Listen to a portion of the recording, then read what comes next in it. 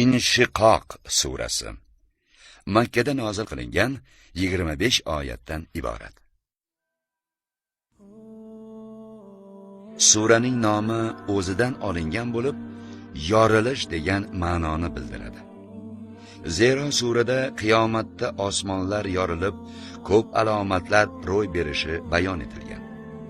Bu sura inson doimiy ravishda harakatda bo'lib, yo ezgu yoki yovuz ishlar bilan band bo'lishi, oxiratda shu ishlari bo'yicha savol-javob bo'lishi va azob-uqubatlar bilan bir qatorda solih bandalar uchun ulug' mukofotlar tayyorlab qo'yilgani haqidadir. Mehribon va rahimli Alloh nomiyle.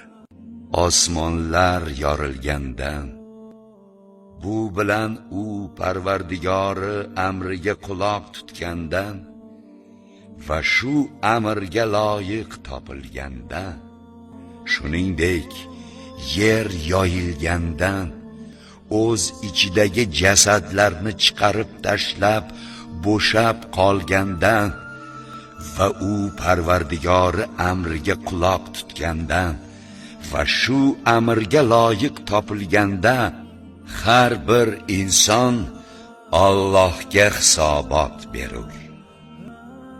Ey inson, albatta sen mehnat mashaqqat chekib Rabbingga, ya'ni uning mukofoti yoki jazosi sari boruvchisan.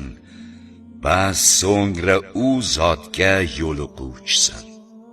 Bas kimning nomai a'moli qiyomat kuni o'ng tomonidan berilsa, bas u oson hisob bilan hisob kitob qilinajak va jannatga tushgan o'z ahli oilasiga shod-u xurram holda qaytajak.